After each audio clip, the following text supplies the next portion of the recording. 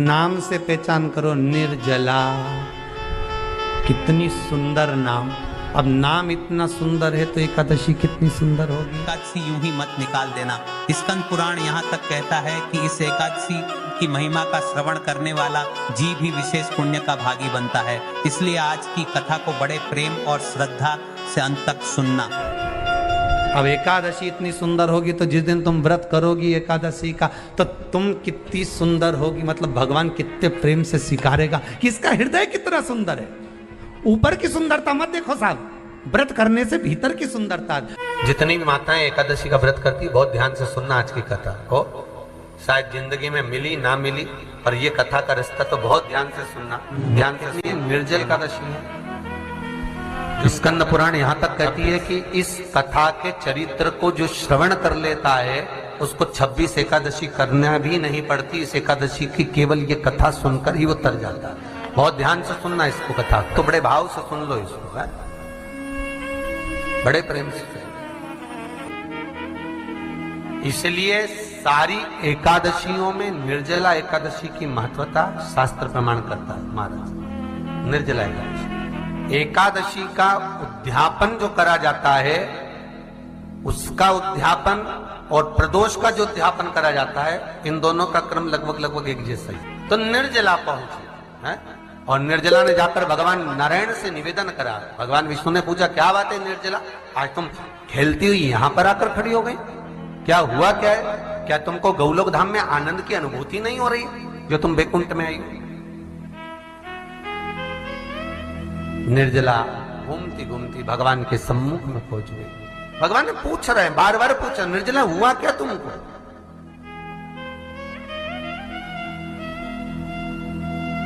ए निर्जला, ए एकादशी, हुआ क्या है तुमको? क्या कारण है तुम्हारे यहां आने का, बैकुंठ पहुंचने का? बहुत ध्यान देना महाराज। शास्त्र कहता है सोमवार, मंगलवार, बुधवार, गुरुवार, शुक्रवार, शनिवार, ये देवता वो देवता सबके व्रत कर लो, सारे व्रत कर लो, पर ये व्रत आपको परमात्मा के धाम तक लेकर नहीं जा सकते, क्योंकि इनका जो पुण्य है वो मृत्यु लोक में आप थोड़ा सा भी व्रत करते हैं तो पुण्य समाप्त हो जाता है। पर हिंदू धर्म के 3 व्रत ऐसे बता दिए जिन व्रतों का पुण्य समाप्त नहीं हुआ।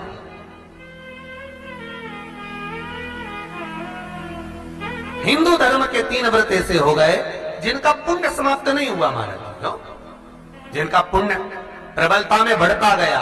पहले नंबर पर एकादशी, दूसरे नंबर पर प्रदोष और तीसरे नंबर पर शिवरात्रि। एकादशी भी 26 है तो प्रदोष भी जम के बोलते जाओ 26 है। शिवरात्रि केवल 12, केवल 12, और अगर अधिक मास की पड़ जावे तो ये 13, पर अधिक की आय तो 13 है।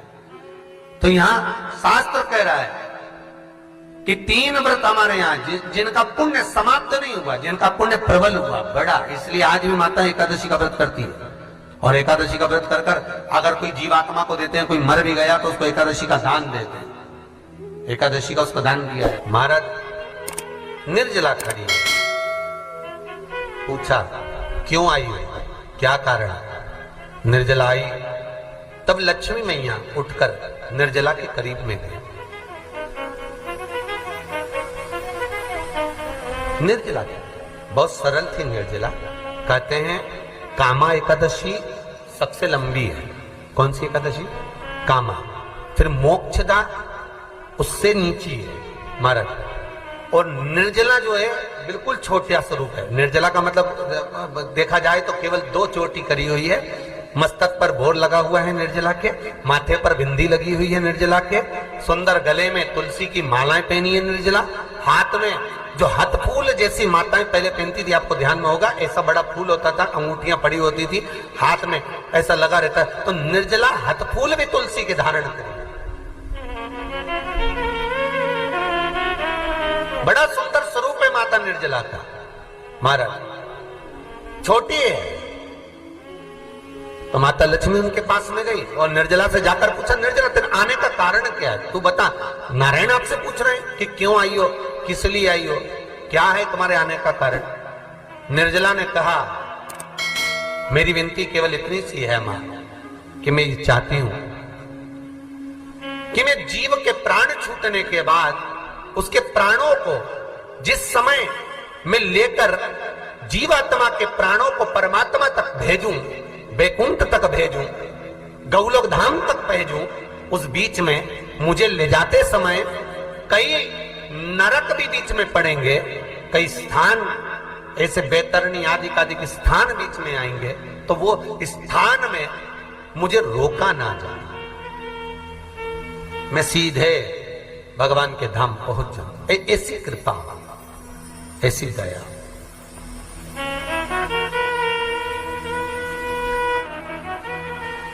स्कंद पुराण यहां तक कहती है कि इस कथा के चरित्र को जो श्रवण कर लेता है उसको 26 एकादशी करना भी नहीं पड़ती। इस एकादशी की केवल ये कथा सुनकर ही वो तर जाता है। बहुत ध्यान से सुनना इसको, कथा को।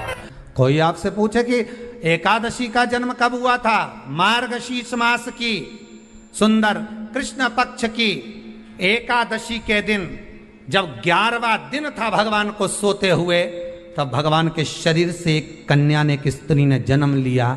11वें दिन जन्मी, इसलिए भगवान आगे इसका नामकरण संस्कार करेंगे, उसका नाम एकादशी रखेंगे।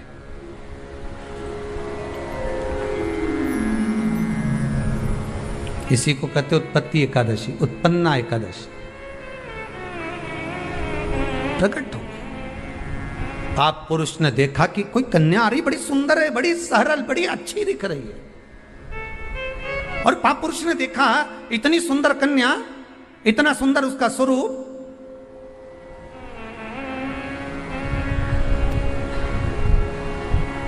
कईयों के मन में बड़ा प्रश्न होता है महाराज जी।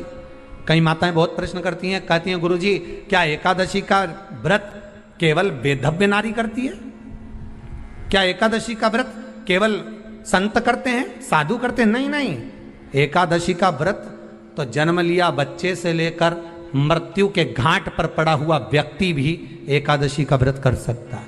अपनी एकादशी स्वयं करो, मरने के बाद दूसरे लोग एकादशी दें, उससे अच्छा है कि अपना अकाउंट में खुद जमा करते चलो। तो बुरे वक्त में थोड़ा बहुत कहीं ना कहीं अपने का यमदूत आ गया, यमराज आ गया और उसने कहा लाओ एकादशी दो, अब तुम तो इंतजार में बैठी कि अभी 12वां तो हम दो, तो क्या 12वां के कहीं करेगी? तो क्या 12वां के हमारा छोरा उन्हें एकादशी देगा? तुम खड़े रहो। अब वो 10 दिन तक तो इंतजार करा। गरुड़ पुराण में लिखा है जीवात्मा के जब प्राण छूटते हैं, किसी के प्राण छूटे, प्राण छूटने के 10 दिन तक जीवात्मा घर की अटारी पर रहती है। अब 10 दिन के बाद तो जाएगी। अब तुम तो कह रही अभी रुक जाओ रे, अभी कहाँ जा रहे हो, अभी एकादशी मेरे को मिलेगी, हमारा छोरा देगा, बहू देगी, बड़ी बहू देगी, छोरा देगा, पोता देगा, पोती देगी, नाती देगा, पंती देगा। और पंडित जी जब बैठे संकल्प दिलाया, बोलो तुम्हारे दादाजी के कितनी एकादशी दोगा? तो क्या हमने 5 दी, कोई के हम 14 दी, कोई के हम 10 दी, कोई के हम 3 दी, कोई के हम 2 दे दिए। तो कहीं दादाजी कहीं भिखारी था? ये दादाजी की कथा नहीं, अपनी कथा। अपन क्या भिखारी है जो दूसरे की एकादशी लेकर जाएंगे?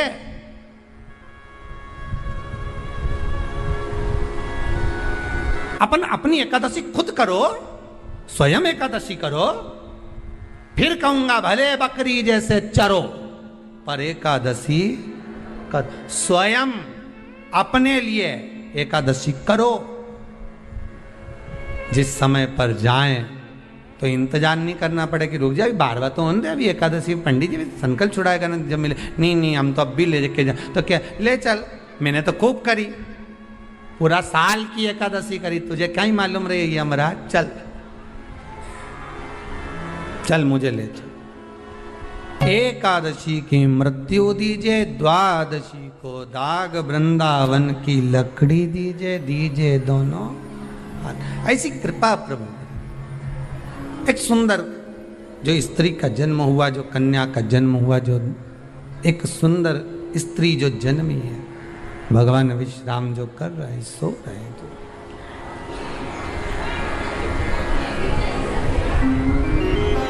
प्रकट हो गई। एकादशी का जन्म मार्गशीर्ष मास कृष्ण पक्ष एकादशी उत्पन्ना उत्पत्ति एकादशी प्रकट हुई। पाप पुरुष एकादशी को देखा, भाग गए। कितना सुंदर व्याख्यान वर्णन है, जरा ध्यान दीजिएगा कि मात्र एकादशी का दर्शन ही पाप पुरुष ने करा और वो भी भाग गया। घर में अगर कोई एक व्यक्ति एकादशी का व्रत करता है तो उसके घर में पाप प्रवेश नहीं करता। ये देखिए कितना सुंदर व्याख्यान। पाप पुरुष भागा। मुरदैत्य सामने खड़ा था। जैसे ही सुंदर स्त्री को देखा, मुरदैत्य ने हाथ आगे बढ़ाया। इतने में एकादशी माता ने तुरंत जो हाथ का धक्का दिया कि मुरदैत्य ने जैसे देवताओं को नीचे पटका था, वैसे ही मुरदैत्य भी भूमि पर गिर पड़ा। बहुत ध्यान देना, अगर आप किसी को नीचे गिरा रहे हो तो अपनी भी तैयारी पूरी कर कर रखना कि तुम भी कहीं ना कहीं नीचे गिरोगे, आज नहीं तो कल। आप किसी के लिए खड्डा खोद रहे हो, तैयारी रखना, एक दिन आपके लिए भी तैयारी। पर में कोई सीधा है, बहुला है, बहुत सरल है, किसी के बीच में नहीं बोलता, उसके साथ अगर आप कपट करोगे तो आपको रोना तो बहुत पड़ेगा साहब, बिलखना तो पड़ेगा बहुत। अब एकादशी ने धक्का दिया, नीचे गिर गया। कहते हैं 1 वर्ष लग गया था उस मुरदैत्य को उठने में, जो धक्का एकादशी ने मारा था। कई एकादशी ऐसी रे, एक धक्का जो मारे नहीं तो अच्छा निपटी जाए। पाप कपट छल बेईमानी प्रपंच ये तो उठे ही नहीं दादा एकादशी के दिन। ये सब दुबक के बैठ जाए, आज एकादशी है, आपने बोलना ही नहीं। ऐसे हर एकादशी पे एकादशी आ जाए तो तुम काय बोले उससे।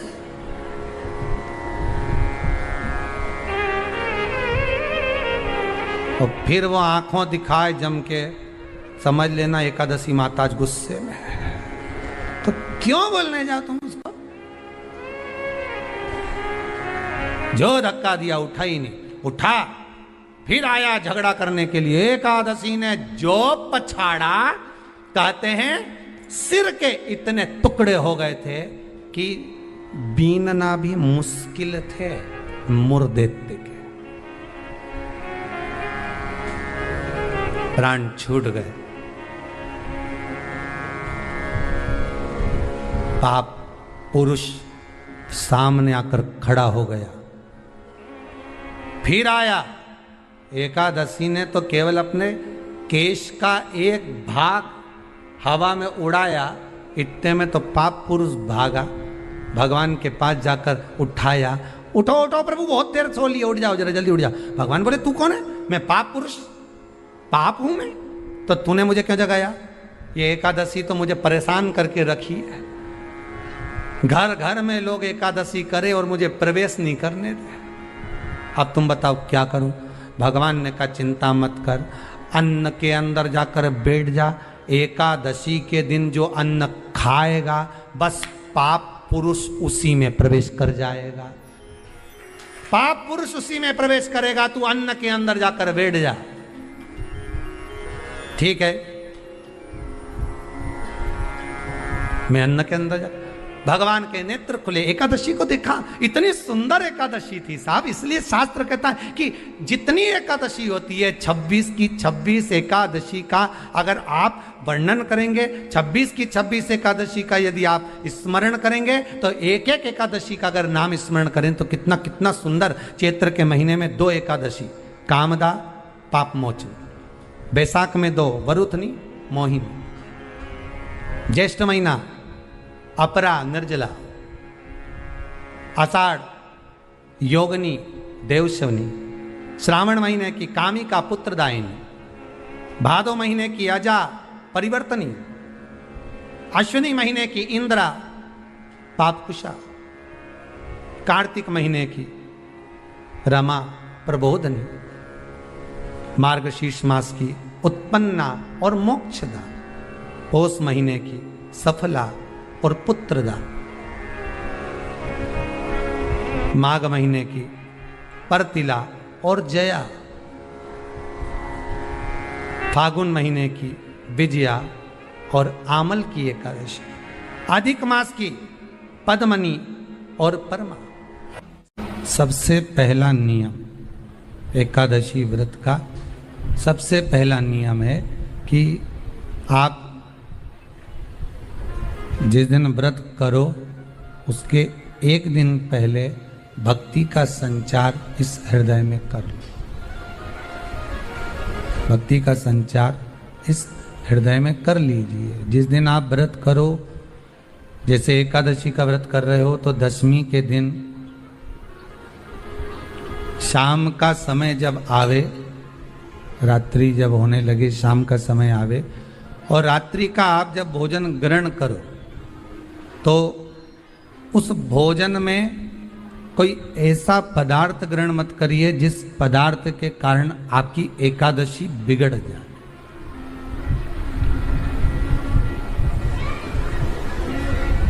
कोई बेकार भोजन में ग्रहण नहीं करना, श्रेष्ठ भोजन ग्रहण करिए दशमी के दिन। और एकादशी का दूसरा नियम बहुत ध्यान से सुनिएगा। जिस दिन आपकी एकादशी का व्रत हो उस दिन प्रयास करिएगा कि अपने हाथ से किसी भी वृक्ष की कोई पत्ती टूटे ना। अपने हाथ से किसी भी वृक्ष की, पौधे की, किसी भी वृक्ष की पत्ती अपने हाथ से ना टूटे। बहुत ध्यान दीजिएगा महाराज। एकादशी का ये दूसरा नियम है कि अपने हाथ से किसी पौधे की, किसी वृक्ष की, किसी डाली की कोई पत्ती टूटे ना, कोई पत्ती ना टूटे, इसका प्रयास करिए।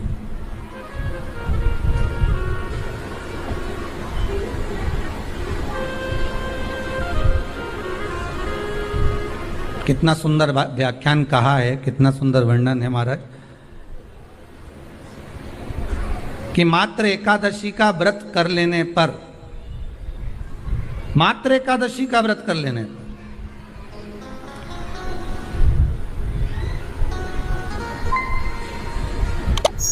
जो पूर्व में किया गया हमारा पाप कर्म है, हमने किसी जीव की हत्या करी है, हमने किसी को कष्ट प्रदान करा है, हमने किसी को अपशब्द कहा है, हमने किसी को ताने दिए, हमने किसी को आड़ा टेढ़ा कहा है, हमने किसी को गालियां दे दी है, मात्र एकादशी का व्रत ही कर लेने पर ये सारे जो दोष हैं वो समाप्त हो जाते हैं।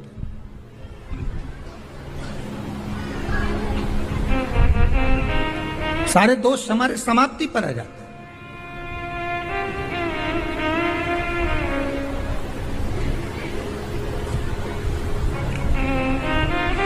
अब एक विचार करिएगा थोड़ा सा अपने मन में, अपने चित्त में, अपनी वृत्ति में एक बात उतारिएगा, एक अपने मन में एक बात को उतार कर रखिएगा कि आप अपने पाप को, अपने पाप कर्म को जिस दिन क्षीण करने वाले हो, समाप्त करने वाले हो, अपने पाप को आप जिस दिन समाप्ति पर लेकर जा रहे हो तो उसके एक दिन पहले आपको प्रसन्नता होना चाहिए कि नहीं होना चाहिए कि कल मेरा पाप कटने वाला है, कल मेरा पाप समाप्त होने वाला है। जो मैंने पाप कर्म करा है वो समाप्त होगा, जो मैंने पाप कर्म करा है वो कल समाप्त हो जाएगा। तो एक दिन पहले आपके चेहरे पर प्रसन्नता हो कि ना हो?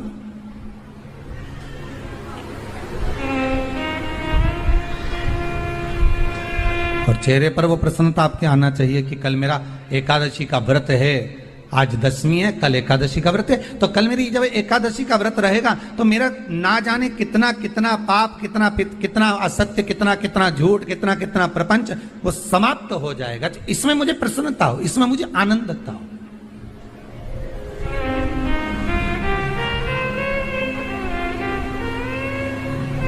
तो क्या कहा गया कि प्रयास करिएगा कि एकादशी के दिन कोई वृक्ष की, कोई डाली की, कोई कोपल की, कोई पत्ती ना तोड़ी जाए। क्यों? तो कहा अगर उस पत्ती को हम तोड़ देते हैं, वृक्ष की पत्ती को या क्यारे में लगी हुई कोई डाली की पत्ती को हम तोड़ देते हैं, तो एकादशी का पुण्य फल प्राप्त नहीं होता। एकादशी का कोई फल हमारे खाते में नहीं जाता, पुण्य फल प्राप्त। अब फिर भले तुम चाहे तुमने मोरधन खाया हो, चाहे तुमने फिर चिप्स खाई हो, चाहे तुमने फिर व्रत का कितना ही सामान खा गए हो और तुमने सोचा कि आज मेरी एकादशी है, तो फिर उसका कोई फल प्राप्त नहीं है, उसका कोई सुख प्राप्त नहीं है आपको, फिर उसका कोई आनंद प्राप्त नहीं है आपको।